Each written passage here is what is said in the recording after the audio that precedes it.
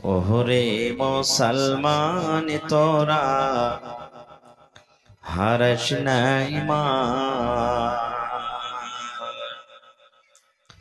ওহরে মুসলমান তোরা হারস নাই মান।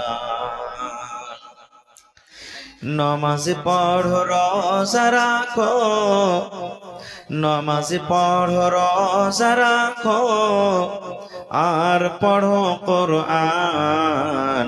ওরে মুসলমান তোরা হারস নাই মান। যদি মানো পাক কোরআনের কথা, থাকবে না তোর গুনাহ খাতা। যদি মানো পাক কোরআনের কথা,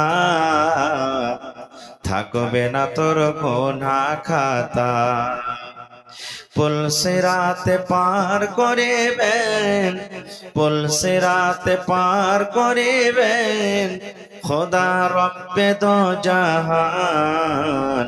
ওরে মুসলমান তোরা হারস নাই মান। নমাজ পড়ো রোজা রাখো, নমাজ পড়ো রোজা রাখো, আর পড়ো কোরআন। ওরে মুসলমান তোরা হারস নাই মান। কি করে কি আমল করলে একাই আলি একাই যাবে। কি করে কি আমল করলে একাই আলি একাই যাবে। ভালো আমল যদি করে গেলি, নেক আমল যদি করে গেলি, হবে তোর কল্যাণ। ওরে মুসলমান তোরা হারস নাই মান। নমাজ পড়ো রোজা রাখো, নমাজ পড়ো রোজা রাখো, আর পড়ো কোরআন। ওরে মুসলমান তোরা হারস নাই মান। নারে তাকবীর। আজকে জলসার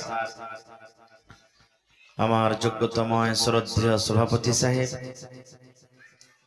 উপস্থিত উলামায়ে কেরাম, সামনে বসে থাকা ইসলাম দরদি দিন দরদি ভাই ও বাবাজিরা, পর্দানাসীন মায়েরা খালারা, সমস্ত তারিফ ও গুণগান সে মহান আল্লাহ তাবারাক ওয়া তাআলার জন্য, যে মহান আল্লাহ তাবারাক ওয়া তাআলা এত রোদ গরম বাতাস থাকা সত্ত্বেও নরম গরম বিছানাকে ত্যাগ করে এই পিন্ডালের তলাতে বসে কিছু বলার ও শোনার তৌফিক দিয়েছেন। তাই আমরা সে আল্লাহ তাবারাক ওয়া তাআলার প্রশংসা করি, অন্তর থেকে মুহাব্বতের সাথে সকলেই পড়েন আলহামদুলিল্লাহ। জোর করে পড়েন ভাই আলহামদুলিল্লাহ। তারপর আমাদের শেষ নবী হযরত মুহাম্মদুর রাসূলুল্লাহ পড়েন সাল্লাল্লাহু আলাইহি ওয়াসাল্লামের পর অগণন দারুদ শরীফ শান্তির ধারা বর্ষিত হোক, আমিন। আল্লাহুম্মা সাল্লি আলাইহি আল্লাহুম্মা বারিক আলাইহি। ভাই মুসলমান, আজকে আমি আপনাদের সামনে কোরআন মাজিদের দুখানা আয়াত তেলাওয়াত করেছি, সাথে আল্লাহর নবী মুহাম্মদ সাল্লাল্লাহু আলাইহি সাল্লামের একটা হাদিস পড়েছি। সে আয়াত এবং হাদিসকে সামনে রেখে আমি আমার বক্তব্য ইতি করব। আমা তাওফীকি ইল্লা বিল্লাহ। আল্লাহর কাছে দোয়া করি রব্বুল আলামিন আমি যা কিছু বলবো যেন সেই হাদিস এবং কোরআন থেকে বলতে পারি এবং সাথে আমরা সকলে আমল করতে পারি, তার জন্য আল্লাহ আমাদেরকে তৌফিক দেন। পড়ুন আল্লাহুম্মা আমিন। ভাই মুসলমান, এটা ইংরেজিতে কোন মাস চলছে একটু বলেন তো আপনারা? ইংরেজিতে কোন মাস চলছে? আমার সভাপতি সাহেব বলে দিয়েছেন, আপনারা বলেন কোন মাস চলছে? মে মাস চলছে। আর আরবিতে জানি না। সুবহানাল্লাহ। ছোট্ট ছোট্ট বাচ্চাকে যদি আপনি জিজ্ঞাসা করেন আজ কয় তারিখ রে, 10 তারিখ, কোন মাস, তো মে মাস, বলে দিবে সবাই। কিন্তু যেটা আল্লাহর দেওয়া নাম, আল্লাহ তাবারাক ওয়া তাআলা যে মাসের নাম নিজে রেখেছেন সেটা আমরা জানি না। কয়েকজন জানি, হয়তো যারা আরবিতে পড়ালেখা করেছেন তারাই জানছি, তাছাড়া জানি না। আমরা শেষাবাদী মুসলমান, যেটা আমরা বাংলাতে গিনতি করি না, চৈত বৈশাখ জ্যৈষ্ঠ আষাঢ় এগুলা যে গিনতি করি, এখন আস্তে আস্তে মানুষ এগুলাও কিন্তু ভুলে গেল। এগুলো আমরা জানি না, এগুলাও ভুলে গেছি। তো ভাই মুসলমান, আরবি মাসের এটা হলো কি জিকাদা মাস। কোন মাস? জিকাদা। এরপরে জিলহিজ্জা মাস আসবে। যে জিলহিজ্জা মাসের 10 তারিখে আমরা কি করব? কি করব জি ভাই? জোরে বলেন। কুরবানি ডাইরেক্ট কুরবানি করব নাকি? আমরা প্রথমে বকরিদের নামাজ পড়বো, ঈদুল আজহার নামাজ পড়বো, তারপরে আল্লাহ তাবারাক ওয়া তাআলা যেটা বিধান আমরা কি করব? কুরবানি করব। তো ভাই মুসলমান, কুরবানিটা কি জিনিস আমাদেরকে জানতে হবে। এরকমই যে বকরিদটা আসার মানে হলো যে একটা করে জানোয়ার কিনবো, আর জানোয়ারটা কিনে জবাই করব, আর জবাই টবাই করে নিজে খাবো, অপরকে খাইয়ে দেব, আর দিয়ে করে বাস শেষ হয়ে গেল। এরই মানে কুরবানি? জি না। আমাদের কি জিনিসটা ভাবা চিন্তা দরকার।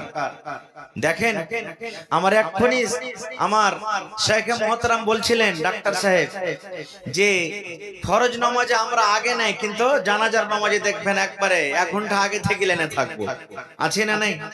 এই যে কুরবানির টাইম আসবেন দেখবেন, সুবহানাল্লাহ, কত ভাই যে কুরবানি করবে, কত মা খালা নিজের পুরুষটাকে হুড়াইবে, এই কুধার বাপ কুরবানি দিবে না জি। তাই তো রে, হাতে তো টাকা পয়সা ওরকম দেখতে পাই না। বলছে ইয়ে ছিছি গে, কুরবানি না দিবে তো 5টা ছেলে পিলা আছে, কার দুয়ারে তাকাইবে? বলে না যে ভাই, বলছে কে? বলে না। কত ভাই এমন আছে কুরবানি তো দেওয়ারই ছিল না রে ভাই, কিন্তু কি করব, কুরবানিটা দিছি, সব ছেলে পিলা গেলা খাইবে, আর হার ছেলে পিলা কার দুয়ারে দুয়ারে যে টুকুর টুকুর তাকাইবে? এরকম নিয়াতে কুরবানি হবে যে ভাই? জোরে বলেন, হবে? আল্লাহ তাআলা বলছেন, আল্লাহ রাসূল বলেছেন, তুমি হাট্টা ঘাটা মোটা চর্বিদার জিনিসকে কুরবানি করো। দিতে হবে, ভালো কথা, কিন্তু আমরা দেওয়ার পর কি বলবো জানেন? 4 দোকানে বসে গেছি, আর বসে যাওয়ার পর তখন কইছে, হবে সুলেমান কেমন কয় হাজার টাকা দিয়ে কিনেছে, না তোমারটা হলো 20,000 টাকা, আব্দুর রহমান কয় হাজার টাকা দিয়ে কিনেছে, তো ওইটা 30,000 টাকা। আবে গোটা গায়ে হার কুরবানি ফাঁসলা 50,000 টাকা দিয়ে কিনেছে, খালি তেল চুইছে, খালি তেল চুইছে। এই দেখেন, হইবে কুরবানি কবুল? কত ভাই তো বলবেন যাবে এমন মোটা তাজা করে কিন যে একবারে ফুল সেরাতে 7 জনা যে চড়ে যাবি কিনা, তো হড় হড় হড় করে টেনলে চলবে। কোন জায়গাখানে যে এটা পায়েছে, কার মুখে শুনেছে যে ফুল সেরাত পার করে দিবে? সুবহানাল্লাহ। ভাই মুসলমান, খারজা হোক, আজকে আমরা এত সুন্দর মজলিসে আসতে পারি না, কিন্তু আমরা মুসলমান একটা জিনিস আগে থাকছে, শুধু ভুল ধরার কারণে। কি ভুল ধরা? একটা গ্রাম দিয়ে একটা মৌলভী সাহেব হেঁটে চলিচ্ছে, দেখছে তো জোহর কিংবা আসরের নামাজের টাইম হয়ে গেছে, দেখছে মসজিদে ঢুকে একটাই লোক কিন্তু বসে আছে, নামাজের টাইম কিন্তু হয়ে গেছে। মৌলভী সাহেব জিজ্ঞাসা করছে যে, আরে ভাই আজানটা জানতে আও? বলছে, আজ মৌলানা আজান দিয়ে দিয়েছি। বলছে, কতক্ষণ হলো আজান দেওয়া? বলছে, হয়ে গেল মোটামুটি 15-20 মিনিট। বলছে, 15-20 মিনিট হয়ে গেল, তো লোক যে নামাজ পড়তে একটাও আসে না? বলছে, এরকমই হয় মৌলানা। তখন ও বলছে যে, এক কাজ করেন, আর একবার আজান দাও তো তুমি। বলছে, আজান দিতে না? যেমন আর একবার আজান, যেমন আর একবার আজান শুরু করেছে, গ্রামের মানুষকে খোঁজ বেড়ায়, কে হাইছে আর কে লাঠি লিয়ে দৌড়িয়ে চলে গেছে। হ্যাঁ, কে আজান দিলে আর একবার? একবার আজান হলো, আর জিভ হরলো না, একবার আজান দিয়ে ফের আর একবার চালু করে দিয়েছে। এই তো আমাদের শেরশাবাদীর অবস্থা। ভাই মুসলমান, আজকে আল্লাহর ঘরের জন্য জালসা। আল্লাহ রাসূল বলেছেন, হে আমার উম্মত, গোটা পৃথিবীর মধ্যে আল্লাহ রাব্বুল আলামিনের নিকটে সবথেকে উত্তম জায়গা হলো কি? জোরে বলেন, আরো জোরে বলেন। হাজি ভোলামারি তো আমি আর আগে মনে হয় মাদার সাথে 2বার জালসা, ভোলামারি না? ওরা তো কড়কড়ে করে কথা বলতো, আজ কি ব্যাপার গরমে সবার ভিতরটা একবারে কলন্ত হয়ে গেছে নাকি? আজকে জালসাটা মসজিদের না মাদ্রাসার? জোরে বলে, মসজিদটা কার ঘর? আল্লাহর ঘর না মানুষের ঘর? মসজিদ কার ঘর? আল্লাহর ঘর। আল্লাহ রাসূল বলেছেন গোটা পৃথিবীর মধ্যে আল্লাহ রাব্বুল আলামিনের নিকটে সব থেকে উত্তম ভালো জায়গা হলো কি? মসজিদ। আর গোটা পৃথিবীর মধ্যে সব থেকে নোংরা খারাপ জায়গা হলো কি? বাজার। এটা নবীর হাদিস। কিন্তু আজকে দেখেন বাজারে কতটি মানুষ আর জালসাতে কতটি মানুষ। সুবহানাল্লাহ। ভাই আমার, আসসালামু আলাইকুম ওয়া রাহমাতুল্লাহ। যে সমস্ত ভাই রোডের উপরে গাড়ি লাগিয়েছেন, রোডের উপরে মোটরসাইকেল রাখা আছে, আপনারা রোডে মোটরসাইকেল রাখেন না। আপনাদের মোটরসাইকেল রাখার জন্য নিচে জায়গা করা আছে, আপনারা ওই জায়গাতে রাখেন। মোটরসাইকেল হারিয়ে গেলে কিন্তু এই জালসার জিম্মেদার আপনার ওই মোটরসাইকেলের জিম্মা নেবে না। এই জন্য আপনি রোডের উপরে মোটরসাইকেল রাখেন না, জায়গা করা আছে, আপনি ওখানে নিজে রেখে দেন। আসসালামু আলাইকুম ওয়া রাহমাতুল্লাহ। মাশাআল্লাহ। মেলা জালসাতে গাড়ি ঘোড়া হারাই ভাই, যেখানে গাড়ির ব্যবস্থা আছে আপনারা গাড়িটা ওখানে লাগান। তো ভাই আমার, কুরবানি কি জিনিস সব কথা বলতে পারা যাবে না, তবে শর্টে আপনাদের সামনে দু তিনটা কথা আপনাদের সামনে রাখবো। হযরত ইব্রাহিম আলাইহিস সালাম একজন খুব বড় নবী, দুনিয়া থেকে চলে গেছেন, খুব বড় নবী।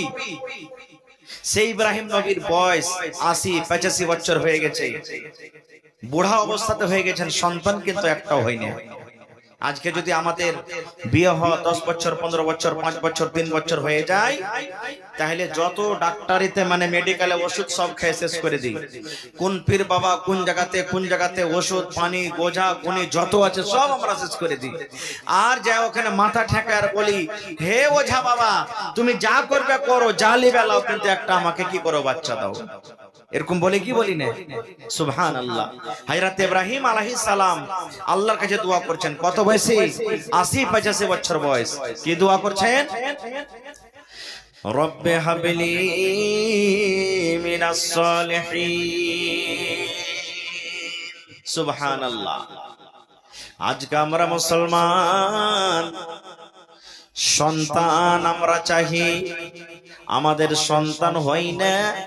আল্লাহর দরবারে যখন আমরা দোয়া করি, আল্লাহ রাব্বুল আমিনকে বলি, হে আল্লাহ তুমি সন্তান দাও, কিন্তু কেমন সন্তান দাও এটা আমরা চাইতে জানি না কিংবা বলি না।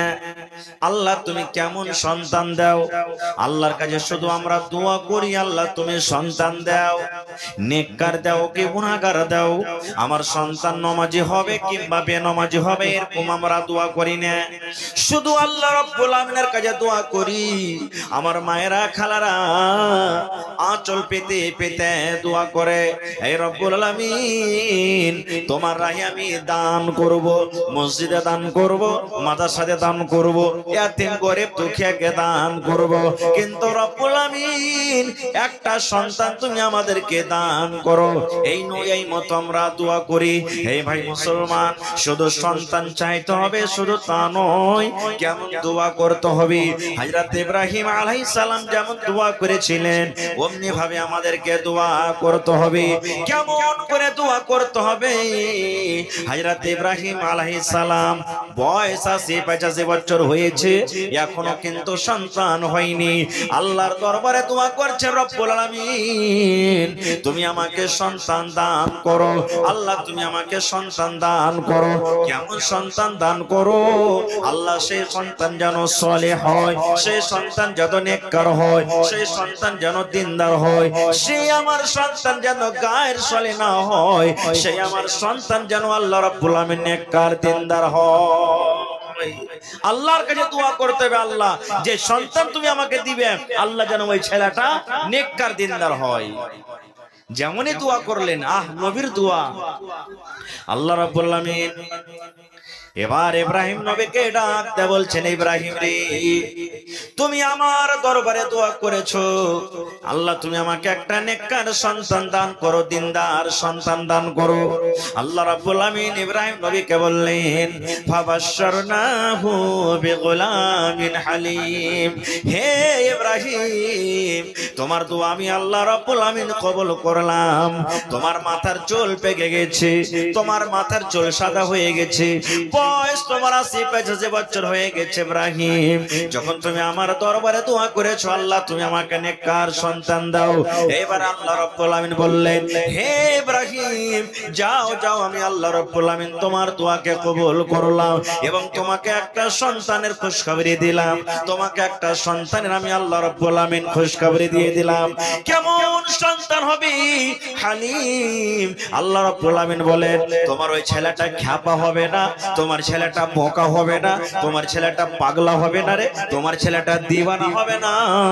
আল্লাহ রাব্বুল আমিন বলেন, তোমার ছেলেটা নেককার হবে, নেককার হওয়ার সাথে সাথে তোমার ছেলেটা চতুর চালাক হবে। নারে তাকবীর। ভাই আমার, ছেলে দুনিয়াতে হয়ে গেল। আমি ঘটনাকে খুব খাটো করে বলবো। ছেলে দুনিয়াতে চলে এলো। এবারে ছেলেটা দুনিয়াতে যখন এলো, আসার পর আল্লাহ তাবারাক ওয়া তাআলা নবী হযরত ইব্রাহিম আলাইহিস সালাম ছেলেটার নাম কি রেখেছেন বলেন তো আপনারা? জোরে বলেন, আরো জোরে বলেন। ইসমাঈল আলাইহিস সালাম একজন নবী হবেন। আল্লাহ রাব্বুল আলামিনের আদেশ হলো, হে ইব্রাহিম, তোমার কলেজার টুকরা সন্তানকে এবং তোমার স্ত্রী হাজরাকে তুমি বাড়িতে রাখিও না। কোথায় রাখতে হবে? এমন জায়গাতে রেখে এসো যেখানে কোনো মানুষ নেই, যেখানে কোনো গ্রাম নেই, যেখানে কোনো বাড়ি নেই, যেখানে কোনো পানি নেই, এরকম জায়গাতে রেখে এসো। একবারে শর্টে কথা বলছি, জায়গাটা কোনটা? এখন যেখানে কাবা শরীফ আছে, তখন কাবা শরীফ ছিল না, একবারে মাটিতে বরাবর হয়েছিল, ভেঙে চুরে ছিল না তখন কাবা শরীফ। ওই জায়গাতে তুমি রেখে এসো। আল্লাহর আদেশ। কি নিলেন সাথে জানেন? কলসিতে অল্প কিছু পানি। এখন যদি আপনি হাঁড়িতে কলসিতে পানি রাখেন তো দেখবেন গোটা দিনে পানিটা শুকিয়ে যাবে। আর আরবের দেশ তো আপনারা জানছেন যে কত কড়া দিন, পাথর দেশ, বালুর দেশ, কত দিনটা কড়া। সুবহানাল্লাহ। এবারে কিছু অল্প পানি আর খাজুর নিয়ে এবার হাঁটতে শুরু করলেন। যেতে যেতে আল্লাহ তাবারাক ওয়া তাআলার আদেশে ওই জায়গা তারা এখন জামজামের কুয়া আছে। তখন জামজাম ছিল না, তো জামজামের কুয়া তখন ছিল না। যে জামজামের পানি হাজী সাহেবেরা বা মাদানী সাহেবেরা যারা যাচ্ছেন মক্কা মদিনাতে হজ করছেন, জিয়ারত করছেন, মক্কা থেকে ওরা নিয়ে আসছেন। আপনারা কোনোদিন জামজামের পানি পান করেছেন? না করলে আপনারা দেখবেন কোন হাজী সাহেবেরা যাবেন, আসবেন, তখন দেখবেন তার বাড়িতে যাবেন, আপনাকে পানি দিবে। ওই জায়গাতে রেখে দিলেন।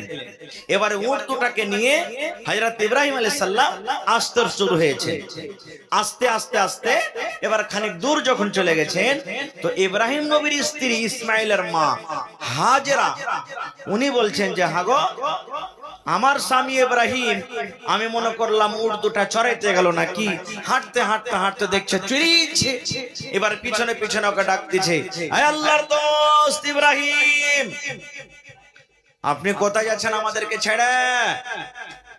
পিছনে কিন্তু ঘুরে দেখেন। আল্লাহ বলেছিলেন যে তুমি পিছনে দেখতে পাবে না। আবার হাঁটছেন। এবারে মা হাজেরা কিন্তু চালাক মেয়ে ছেলে, হুঁশিয়ার, বুঝে নিলেন যে মনে হয় আল্লাহ রাব্বুল আলামিনের এটা আদেশ। তখন বলছেন যে আপনি যে আমাদেরকে ছেড়ে গেলেন, এটা কি আল্লাহ তাবারক ওয়া তাআলার আদেশ, হুকুম যে আপনি আমাদেরকে ছেড়ে চলে গেছেন? তখন মাথাটা হেলিয়ে দিন এরকম করে, হ্যাঁ, এটা আল্লাহ রাব্বুল আলামিনের আদেশ। এই জামানার মা খালা যদি হয়তো তো কি বলতেন? দিল্লি, পাটনা, পাঞ্জাব চলে গেল খাটতে, আর যদি ওকে থিয়ে যদি একটু এদিক ওদিক চলে যায় তো কি বলবেন? মিনসে মরা লিস্সি লাগা খালে ভরা, আমাকে কোন জায়গাতে থিয়ে চলে গেল, খাওয়াইবার আট নেই, এই নেই, ওই নেই, তো আনলে কেনে, মেলা এরকম কথা বলবে। সুবহানাল্লাহ। এই আমার ভাইরা, যেমন মা হাজেরা শুনলেন আল্লাহ রাব্বুল আমিনের আদেশ, আল্লাহ রাব্বুল আমিনের হুকুম যে তোমাদের মা বেটাকে এই জায়গাতে ছেড়ে যাব। এইবারে মা হাজেরা যখন শুনলেন তখন আল্লাহ রাব্বুল আমিনকে বলছেন, নিজের স্বামীকে ডাকতে বলছেন, স্বামী গো আর আপনাকে বাধা দেব না, আপনি যখন আল্লাহ রাব্বুল আমিনের আদেশে আমাদেরকে এখানে ছেড়ে যান, চলে যান, চলে যান, আল্লাহ রাব্বুল আমিন আমাদেরকে বরবাদ করবেন না, হালাক করবেন না, আল্লাহ রাব্বুল আমিন আমাদের মা বেটার হেফাজত করবেন।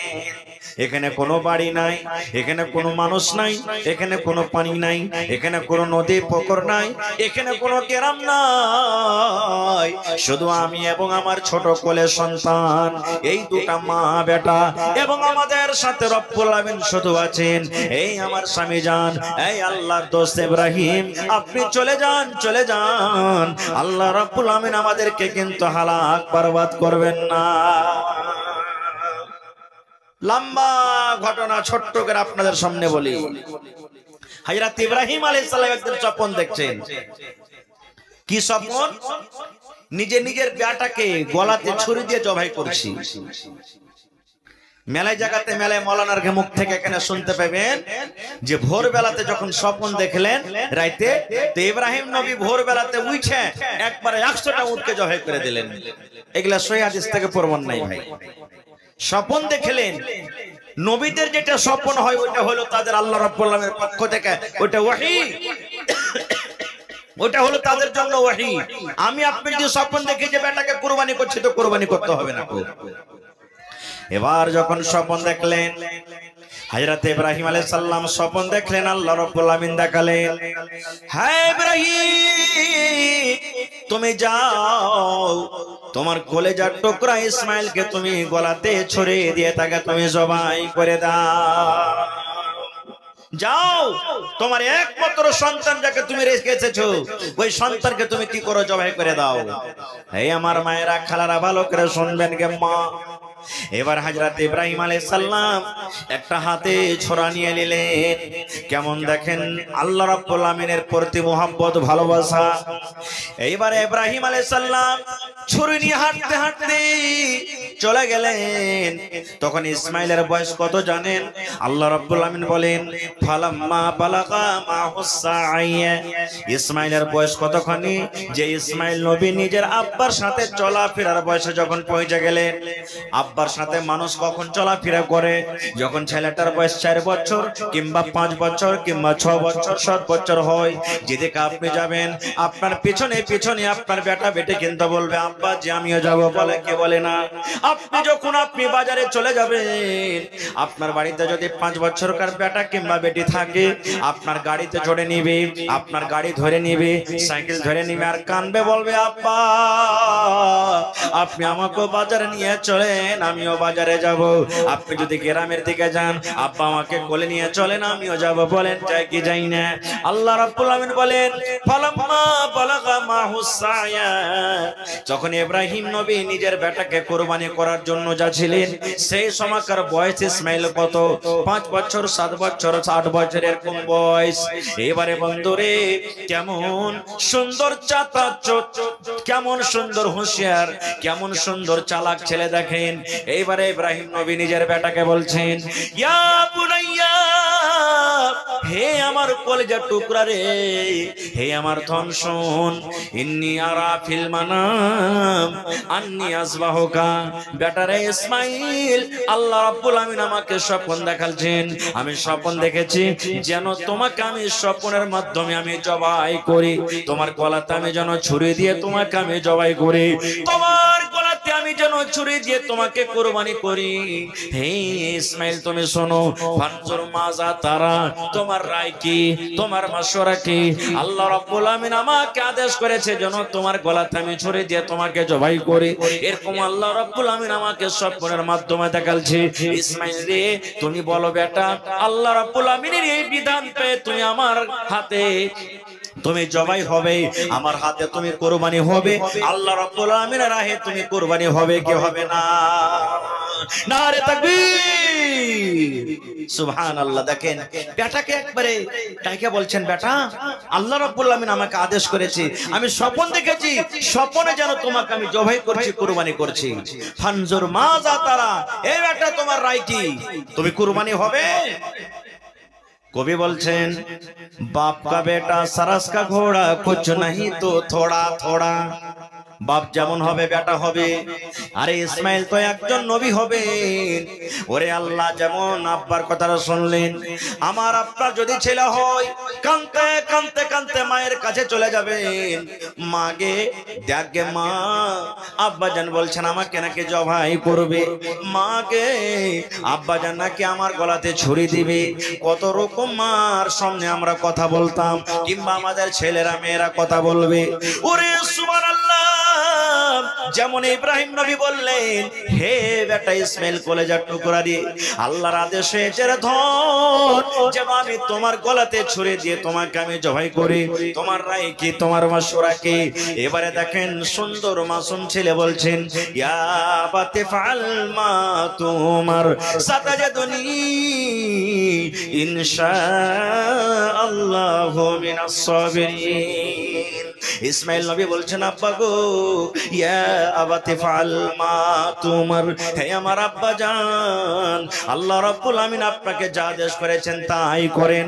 আল্লাহ যদি আপনাকে আদেশ করে থাকে আমার গলাতে আপনি ছুরি দিয়ে জবাই করবেন, আল্লাহর যদি আদেশ হয় আমাকে আল্লাহ রাব্বুল আমিনের রাহে কুরবানি হইতে হবে। আয় আমার আব্বা জান, এটা আল্লাহ রাব্বুল আমিনের পক্ষে থাকা যদি হয়, আমি রাজি আছি ইসমাইল, এই যে আমার গর্দান হাজির আছে, এই আমার গলা হাজির আছে, আপনি আমার গলাতে ছুরি দিয়ে, আপনি আমার গলাতে চাকু দিয়ে আপনি আমাকে কুরবানি করে দেন। সাতাজাদুনি ইনশাআল্লাহু মিনাস সাবিরিন। আব্বা গো, যখন আপনি আমাকে জবাই করবেন, জানোয়ার যেমন ধড়পড় করে, জানোয়ার যেমন পা হাত মেরে দেয়, জানোয়ার যেমন ছটপট করে, আমি এরকম ছটপট করব না গো আব্বা জান। নিজের আমি পাটাকে আমি হিলাবো না, হাতটাকে আমি হিলাবো না, মাথাটাকে আমি টেনে নেব না, আপনাকে আমি কষ্ট দেব না। আল্লাহ রাব্বুল আমিনের যদি আদেশ হয় আপনি আমার গলাতে ছুরি দিয়ে আপনি আমাকে জবাই করবেন, আপনার কলেজার টুকরা আমি ইসমাইল রাজি আছি, চলেন চলেন আপনি আমাকে আল্লাহর রাহে কুরবানি করে দেন, আপনার সন্তান মানে আমি ইসমাইল ধৈর্যশীল পাবে। ওরে সুবহানাল্লাহ, আহা কেমন বাপ কেমন বেটা, যেমনই বললেন রাজি হয়ে গেল। তারপর আল্লাহ কি বলছেন জানেন, ফালাম্মা আসলামা ওয়া তাল্লাহু লিল জাবিন। ওরে সুবহানাল্লাহ, ফালাম্মা আসলামা, আল্লাহর কোরআন বলছেন কোন মিথ্যা কথা কিসসা কাহিনী নয় রে ভাই। বাপ বেটা রাজি হয়ে গেল, বেটা রাজি হয়ে গেল কুরবানি হব বলে, আব্বার হাতে আমি কুরবানি হব বলি। বাপ রাজি হয়ে গেল আমি নিজের বেটাকে নিজের হাতে আমি জবাই করব বলি। আল্লাহর রাহে আমি নিজের বেটাকে জবাই করব বলে বাপ রাজি, আল্লাহর রাহে আমি আব্বার হাতে কুরবানি হব বলে বেটা রাজি। আল্লাহ বলছেন ফালাম্মা আসলামা, বাপ বেটা যখন কুরবানি হব কিংবা দেওয়ার জন্য রাজি হয়ে গেল, এবারে আল্লাহ রাব্বুল আমিন বলেন ওয়া তাল্লাহু লিল জাবিন, এবং তাকে মুখের ভরে যখন শুইয়ে দেওয়া হলো। ওরে সুবহানাল্লাহ, আল্লাহ রাব্বুল আমিন যত দুনিয়াতে মাখলুক, সমস্ত মাখলুক বলছেন আল্লাহ রে কেমন তোমার পরীক্ষা, কেমন আল্লাহ তোমার ইমতিহান। এই আল্লাহ দেখো, একজন বাপ একজন মানুষ নিজের কলেজার টুকরাকে আজকে জবাই করে দিবেন, নিজের কলেজার টুকরাকে আজকে ছুরি দিয়ে জবাই করবেন। ওরে সুবহানাল্লাহ, ওরে আল্লাহ ফেরেশতারা পর্যন্ত তাজ্জব করছেন আল্লাহ রাব্বুল আমিন তোমার কেমন লীলা, তোমার কেমন পরীক্ষা। আজকে প্রথম একজন বাপ নিজের বেটার গলাতে মনে হয় ছুরি দিয়ে জবাই করে দেবে।